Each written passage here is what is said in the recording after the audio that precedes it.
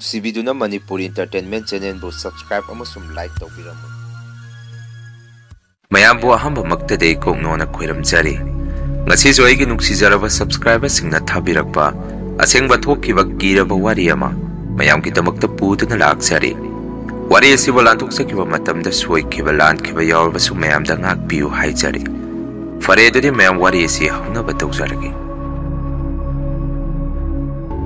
ꯑꯩꯒꯤ ꯏꯃꯤꯡ ꯑꯅꯟꯗ ꯀꯧꯖꯩ꯫ ꯋꯥꯔꯤ ꯑꯁꯤ ꯉꯁꯤꯗꯒꯤ ꯃꯇꯝ ꯈꯔꯒꯤ ꯃꯃꯥꯡꯗ ꯏꯁꯥꯗ ꯊꯦꯡꯅꯈꯤꯕ ꯀꯤꯔꯕ ꯊꯧꯗꯣꯛ ꯑꯃꯒꯤ ꯋꯥꯔꯤꯅꯤ꯫ ꯃꯇꯝ ꯑꯗꯨꯗ ꯑꯩ ꯏꯁꯥꯃꯛ BA ꯇꯝꯕ ꯂꯣꯏꯔꯒ ꯊꯕꯛ ꯑꯃ ꯊꯤꯔꯝꯃꯤ꯫ ꯏꯃꯥꯟꯅꯕꯁꯤꯡꯗꯁꯨ ꯊꯕꯛ ꯂꯩꯔꯒꯗꯤ ꯄꯥꯎ ꯈꯔ ꯍꯥꯏꯕꯤꯔꯛꯑꯣ ꯍꯥꯏꯔꯝꯃꯤ꯫ ꯃꯗꯨꯗ ꯏꯃꯥꯟꯅꯕ ꯑꯃꯅ ꯄꯣꯠꯆꯩ ꯊꯥꯗꯣꯛ ꯊꯥꯖꯤꯟ ꯇꯧꯕ ꯀꯣꯔꯤꯌꯔꯒꯤ ꯊꯕꯛ ꯑꯃ ꯂꯩ ꯍꯥꯏꯔꯛꯈꯤ꯫ ꯃꯇꯝ ꯈꯔꯗꯤ ꯑꯩꯁꯨ ꯊꯕꯛ ꯑꯗꯨ ꯇꯧꯔꯝꯃꯤ꯫ ꯑꯗꯨꯕꯨ ꯀꯣꯟꯅꯗꯤ ꯊꯕꯛ ꯑꯗꯨ ꯅꯣꯡꯖꯨ ꯅꯨꯡꯁꯥ ꯅꯥꯏꯔꯛꯇꯕꯗꯒꯤ ꯏꯁꯥꯗ ꯍꯩꯅꯗꯕ ꯑꯃ ꯄꯣꯛꯂꯛꯈꯤ꯫ ꯒꯥꯔꯤꯒꯤ ꯃꯇꯥꯡꯗꯁꯨ ꯑꯩꯈꯣꯏꯒꯤ ꯏꯃꯨꯡ ꯑꯁꯤ ꯑꯁꯨꯛꯀꯤ ꯃꯇꯤꯛ ꯈꯠꯅꯔꯝꯃꯤ꯫ ꯃꯔꯝꯗꯤ ꯑꯩꯒꯤ ꯏꯆꯤꯜ ꯏꯅꯥꯎꯁꯤ ꯅꯨꯄꯥ 3ꯅꯤ, ꯏꯆꯟꯅꯨꯄꯤ ꯑꯃꯈꯛ ꯌꯥꯎꯏ꯫ ꯃꯗꯨꯅ ꯏꯃꯨꯡ ꯑꯃꯗ ꯒꯥꯔꯤ ꯃꯆꯥ ꯑꯃꯈꯛ ꯂꯩꯕꯗꯨ ꯑꯩꯅ ꯑꯌꯨꯛ ꯅꯨꯡꯊꯤꯜ ꯅꯨꯃꯤꯗꯥꯡ ꯅꯥꯏꯗꯅ ꯄꯨꯊꯣꯛ ꯄꯨꯁꯤꯟ ꯇꯧꯔꯛꯄꯁꯤꯗ ꯏꯅꯥꯎꯅꯨꯄꯥꯒ ꯗꯗꯥꯒꯅ ꯏꯃꯥꯒ ꯕꯕꯥꯒꯗ ꯒꯥꯔꯤ ꯑꯃ ꯂꯩꯔꯣ ꯍꯥꯏꯗꯅ ꯇꯛꯄ ꯍꯧꯔꯛꯈꯤ꯫ ꯑꯗꯨꯕꯨ ꯑꯩꯈꯣꯏ ꯏꯃꯨꯡꯗꯤ ꯈꯔ ꯋꯥꯕꯅ ꯒꯥꯔꯤ ꯃꯆꯥ ꯑꯃ ꯂꯩꯕ ꯍꯥꯏꯕꯁꯤ ꯃꯇꯝ ꯑꯗꯨꯗ ꯈꯔ ꯋꯥꯅ ꯊꯣꯛꯏ꯫ ꯃꯁꯤ ꯄꯨꯝꯕ ꯑꯩꯁꯨ ꯂꯣꯏꯅ ꯈꯪꯂꯤꯕꯅꯤ꯫ ꯑꯩꯅ ꯇꯧꯔꯤꯕ ꯊꯕꯛ ꯑꯁꯤꯁꯨ ꯏꯁꯥꯅꯒ ꯈꯔ ꯍꯩꯅꯖꯗꯕꯒ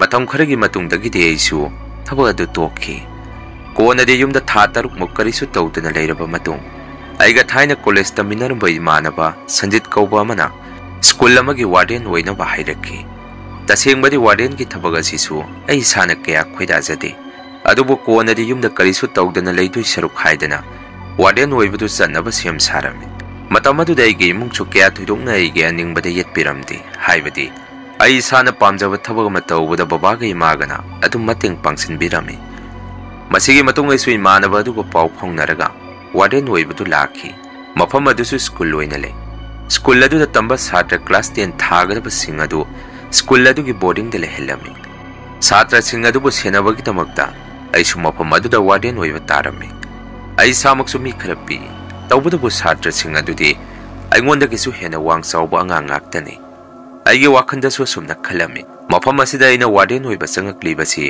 ꯑꯩꯅ ꯑꯉꯥꯡ ꯁꯛꯄ ꯋꯥꯕꯨ ꯑꯉꯥꯡꯁꯤꯡ ꯑꯁꯤꯅ ꯇꯥꯕꯤꯒꯗ꯭ꯔꯅꯦ?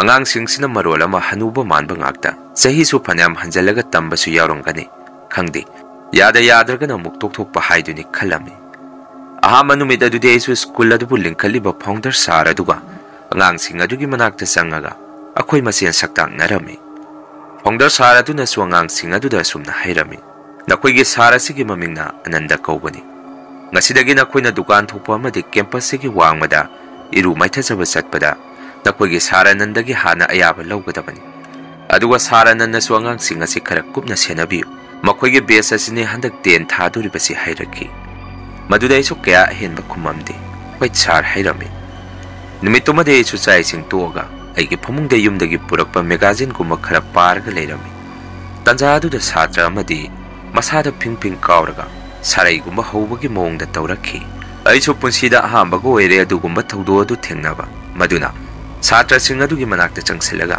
ꯑꯩꯅ ꯀꯩꯗꯧꯔꯤꯅꯣ ꯃꯥꯒꯤꯁꯤ ꯍꯪꯉꯝꯃꯤ꯫ ꯃꯇꯝ ꯑꯗꯨꯗ ꯁꯥꯇ꯭ꯔꯁꯤꯡ ꯑꯗꯨ ꯇꯨꯃꯤꯟꯅ ꯂꯩ꯫ ꯑꯩꯁꯨ ꯍꯟꯖꯟ ꯃꯥꯒꯤꯁꯤ ꯀꯩꯗꯧꯔꯤꯅꯣ, ꯑꯩ ꯁꯥꯔ ꯀꯧꯔꯨꯒꯦ ꯍꯥꯏꯔꯝꯃꯤ꯫ ꯇꯁꯦꯡꯕꯗꯤ ꯁ꯭ꯀꯨꯜ ꯑꯁꯤꯕꯨ ꯂꯤꯡꯈꯠꯂꯤꯕ ꯐꯥꯎꯟꯗꯔ ꯁꯥꯔ ꯑꯗꯨꯁꯨ ꯁ꯭ꯀꯨꯜ ꯑꯗꯨꯒꯤ ꯀꯦꯝꯄꯁ ꯃꯅꯨꯡꯗ ꯃꯥꯒꯤ ꯃꯇꯨ ꯃꯆꯥꯒ ꯄꯨꯟꯅ ꯌꯨꯝ ꯑꯣꯏꯅ ꯁꯥꯔꯒ ꯂꯩ꯫ ꯑꯩꯅ ꯑꯁꯨꯝꯅ ꯁꯥꯔ ꯐꯥꯎꯟꯗꯔ ꯀꯧꯔꯨꯒꯦ ꯍꯥꯏꯔꯨꯕꯗꯒꯤ ꯑꯉꯥꯡꯁꯤꯡ ꯑꯗꯨ ꯑꯉꯛꯄꯅꯤ꯫ ꯑꯩꯈꯣꯏꯅ ꯂꯩꯔꯤꯕ ꯀꯥ ꯑꯗꯨ ꯊꯣꯡ ꯂꯣꯟꯁꯤꯟꯈꯤ꯫ ꯑꯗꯨꯒ ꯑꯩꯉꯣꯟꯗ ꯃꯈꯣꯏ ꯃꯁꯦꯟ ꯌꯦꯡꯅꯔꯒ ꯑꯁꯨꯝꯅ ꯍꯥꯏꯔꯛꯈꯤ, ꯁꯥꯔ, ꯃꯥꯒꯤꯁꯦ ꯑꯃꯨꯛ ꯁꯨꯃꯥꯏꯅ ꯇꯧꯕꯅꯤ, ꯀꯣꯟꯅ ꯃꯁꯥ ꯃꯇꯣꯝꯗ ꯐꯖꯔꯛꯀꯅꯤ꯫ ꯁꯥꯔ ꯄꯣꯊꯥꯕꯤꯔꯣ, ꯑꯩꯈꯣꯏ ꯌꯦꯡꯖꯍꯧꯔꯒꯦ ꯍꯥꯏꯔꯛꯈꯤ꯫ ꯃꯗꯨꯗ ꯑꯩꯅ ꯑꯃꯨꯛ ꯉꯥꯏꯈꯣꯅꯦ, ꯅꯈꯣꯏꯅ ꯍꯥꯏꯔꯤꯗꯣ ꯌꯥꯔꯣꯏ, ꯑꯩ ꯁꯥꯔꯗ ꯄꯥꯎ ꯄꯤꯔꯨꯒꯦ, ꯀꯩꯒꯤꯅꯣ ꯅꯈꯣꯏꯅ ꯊꯣꯡ ꯂꯣꯟꯁꯤꯜꯂꯤꯁꯦ ꯍꯥꯏꯔꯝꯃꯤ꯫ ꯃꯗꯨꯗ ꯁꯥꯇ꯭ꯔꯁꯤꯡ ꯑꯗꯨ ꯀꯔꯤꯃꯠꯇ ꯈꯨꯝꯗꯦ꯫ ꯑꯩꯁꯨ ꯃꯈꯣꯏꯒꯤ ꯃꯇꯧ ꯑꯗꯨꯗ ꯁꯥꯎꯅꯤꯡꯃꯟꯈꯤꯗꯨꯅ ꯊꯣꯡ ꯑꯗꯨ ꯍꯥꯡꯇꯣꯛꯑꯒ ꯐꯥꯎꯟꯗꯔ ꯑꯗꯨꯒꯤ ꯃꯅꯥꯛꯇ ꯆꯪꯉꯝꯃꯤ꯫ ꯑꯗꯨꯒ ꯑꯁꯨꯝꯅ ꯍꯥꯏꯔꯝꯃꯤ, ꯁꯥꯔ, ꯑꯉꯥꯡ ꯑꯃ ꯀꯔꯤꯅꯣ ꯃꯈꯣꯡ ꯃꯈꯨꯠ ꯐꯤꯡ ꯀꯥꯎꯔꯒ ꯒ꯭ꯌꯥꯟ ꯇꯥꯗꯅ ꯂꯩꯍꯧꯔꯦ꯫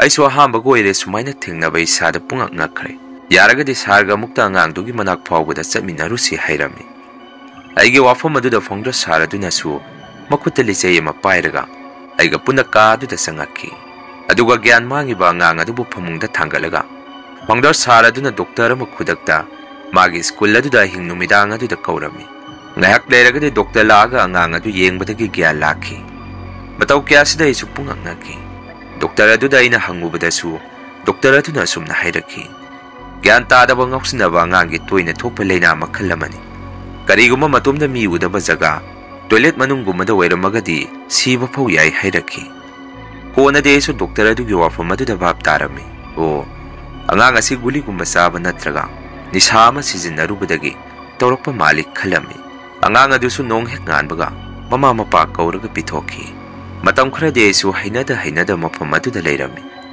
angang sing adusu aina haiba wa mata taramde makhoi masen tongningba kusiraksi da tawraga dale maduda isu makhoi da ka hena pressure pirubada aingonda kona khudong thiba lakani khanduna kaya isu angang sing adu da mayon selamde matam khara leiraga de amuk angang ama ayuki sak saba lakte haidana mayam changdena koiti thinarami school adugi oza singna sunga si class yaugde hainarakhi mayungi mida phone tawraga angang adu lakpra hangubadasu lakte khumakhi matau kyasda founder sara dusu matha sarami hostel adu da leiba satra singa dusu school adugi campus ta kauthoaga wahang pahang satharami maduda makoisu khangdi ude da hairakhi tanja adu da isu mapan thukni manbadagi toilet room da selami school adugi toilet adusu ka nipan mapan mu yamna chawngna sarga leirami aisu toilet ki thong adu hangtoaga mapan thoami aduga loiraga thong adu lonsenge hek tawrakpada aigi tungda nahan kai thengnadaba mataw amani mioi ama sat laungna lalaga satkibagi sanil ama isada phaurakhi mataw adu dai chu isa pumba tu khyau khyau chongkhalakhi toilet ki thong singa du su tamna boi keiboy gongang makhon thorakhi mataw adu dai chu isada iping pingna sar phongdana satra singa dubo wahang pang tawriba school adu ki campus maya adu tamna senselami aigi mataw adu da sar phongdana su kaidawrage ananda yamna pakana seli dubo hangakhi madudaina sar toilet room da nahan kai tawdaba mataw amada karino isada ki bakhara thengnari maduna isu hainaraktabadagi senthorapani khumami aigi mataw adu da satra singa du su yamna usittabagi mongda aingonda nokpi tawraga yengakhi sar phongdar adu na su anan nang toilet ki thong sing adu di chekti loina tawramaba hangakhi madudaina muksar aidi ngasigi oina di tawdri atai di ayambana classroom sing da di sangaga yengore hairami phongdar sar adu na mu pare adu oiragadi law nanga huje ibani toilet phogda chalusi angang adu leibra yengusi hairakhi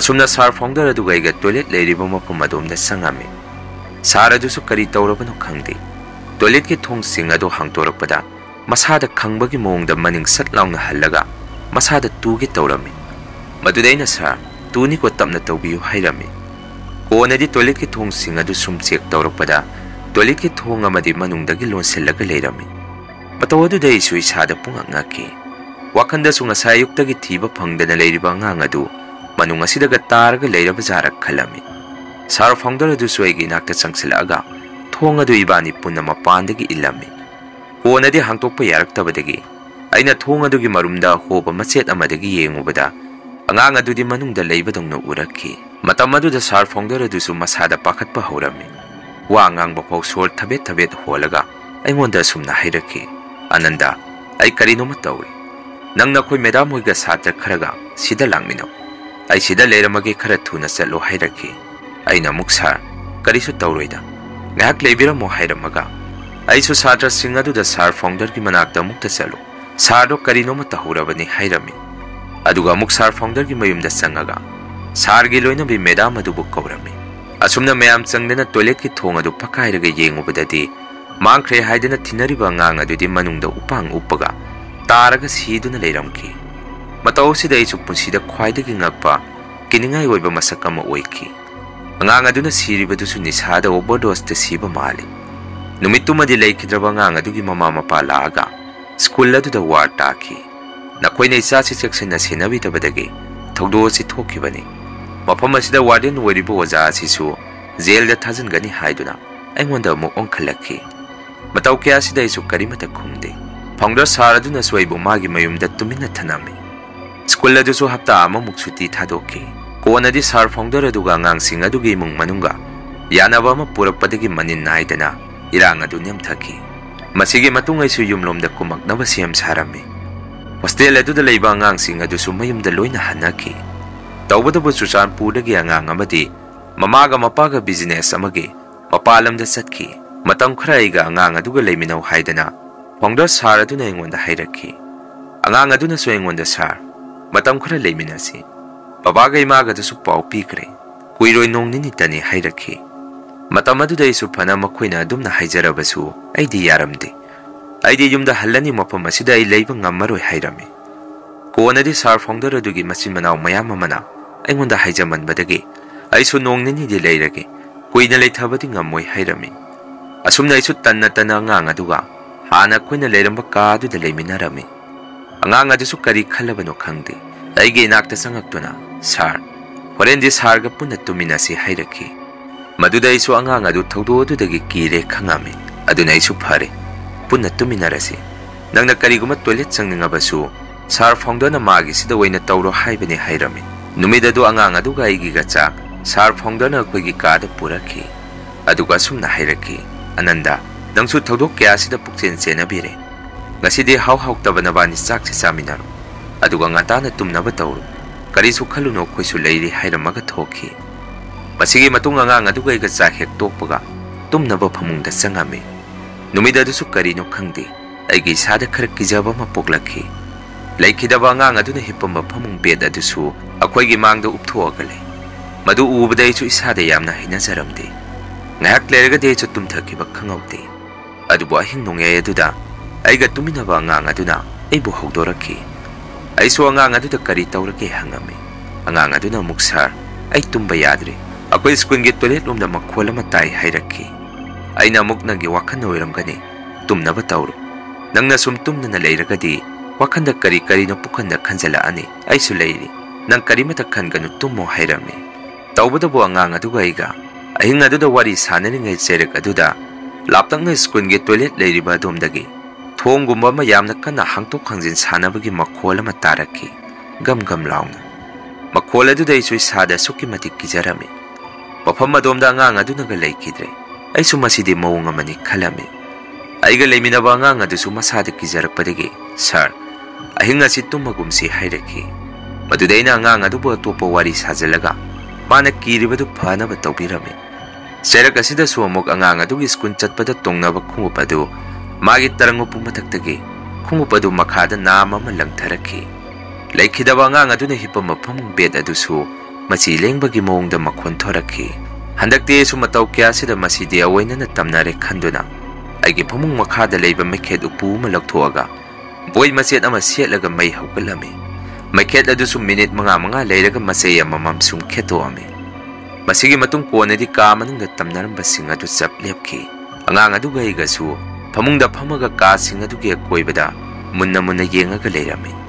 School adugi classroom singdasu table bench singbagi makhon kaya ma tarakhi. Numittumadi aisu nungalba ngaibada suki matik warame. Konadi nungalamdagi numit thoramdai mikup aduda aisu phamungdagi hawgalaga mapangi mai adu thalame. Matam aduda miyoi ama akoigi thong marum aduda lepamaga tamna school campus adomda changkhi. Aina haipet uhobadasu sar founder adu haipet malame. Madudagi aisu wakhanda kiba khara phaki. Sar che hawgala male khalame. Ngahak leragadi numisu thoraktuna pungan ngalakhi. Maduda isu angang aduda nang ngahak leramu. Ibani puna sargi washroom da changbadu nungaiti. Ai hana brush tawrukhige hairamaga aisu sargi washroom da changame. Kona brush tawbu loiraga thorakpada sar founder na aibu magi kaada kausilakhi. Matam aduda aina sarda sar ngasidi yahu khara nganba mali. Akoidi ahinga amata tumdre. Angang asisu kire haidana ibani nunganba ngaiminare hairame. Maduda sar founder aduna amuk sumna khumakhi. Ananda aisu haujikta hawgatpada ngairi. Brush pok tawdri. Aisu ahing tumdre wakhanse tumba yadre. Ado ay nangonda wamata haigi tawbani hairakhi. Tanja aduda aisu wakhalama khalame. Karino ngasaygi thong marumda lepambadu sar mansalaktre. Adubu kana oibajano khalame.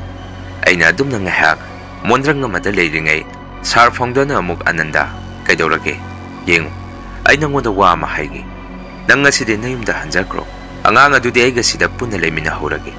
Nang na horen salamdaida aiga sida muktaga sangamko. Nangi awaman sana ngamba mateng khara tawgi. Ado nang lanadi khanganuko. Kariguma nang na school asida oza waina leiba pamagasu aina sinbige. Yumda nang wakhan tawjaruro hairakhi.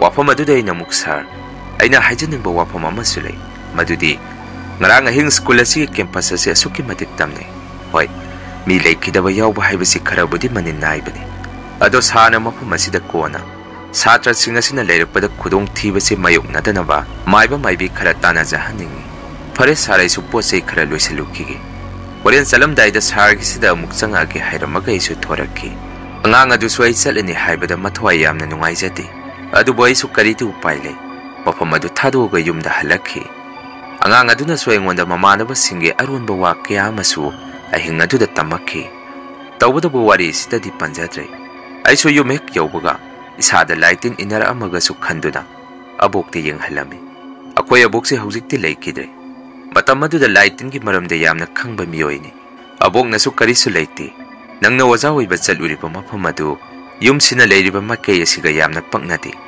ꯃꯇꯨꯡ ꯃꯅꯥꯎꯗꯤ ꯃꯐꯝ ꯑꯗꯣꯝꯗ ꯆꯠꯂꯨꯔꯅꯨ ꯍꯥꯏꯔꯛꯈꯤ꯫ ꯍꯧꯖꯤꯛ ꯐꯥꯎꯒꯤꯗꯤ ꯑꯩꯁꯨ ꯏꯁꯥꯗ ꯀꯌꯥ ꯊꯣꯏꯗꯣꯛꯄꯗꯤ ꯇꯧꯗ꯭ꯔꯤ, ꯇꯧꯕꯇꯕꯨ ꯃꯃꯥꯡꯗ ꯀꯤꯕ ꯀꯌꯥ ꯊꯦꯡꯅꯔꯛꯈꯤꯕꯗꯨꯅ ꯃꯔꯛ ꯃꯔꯛꯇ ꯋꯥꯈꯟꯗ ꯁꯨꯝ ꯈꯟꯖꯜꯂꯒ ꯇꯨꯝꯕꯗ ꯃꯪꯗ ꯁ꯭ꯀꯨꯜ ꯑꯗꯣꯝꯗ ꯑꯉꯥꯡ ꯑꯗꯨꯒꯤ ꯊꯋꯥꯏ ꯑꯗꯨ ꯆꯠꯂꯒ ꯂꯩꯕ ꯑꯃ ꯎꯔꯛꯈꯤ꯫ ꯃꯁꯤꯅꯤ ꯃꯌꯥꯝ ꯉꯁꯤꯒꯤ ꯔꯦꯟ ꯍꯣꯔꯔ ꯁ꯭ꯇꯣꯔꯤ꯫ ꯃꯊꯪꯒꯤ ꯋꯥꯔꯤ ꯊꯥꯒꯠꯂꯛꯄꯗ ꯃꯌꯥꯝ ꯄꯨꯟꯅ ꯑꯃꯨꯛ ꯊꯦꯡꯅꯔꯁꯤ꯫ ꯉꯁꯤꯒꯤꯗꯤ ꯃꯌꯥꯝꯗꯒꯤ ꯀꯥꯏꯅꯅꯕ ꯕꯤꯗꯥꯏ ꯂꯧꯖꯔꯤ꯫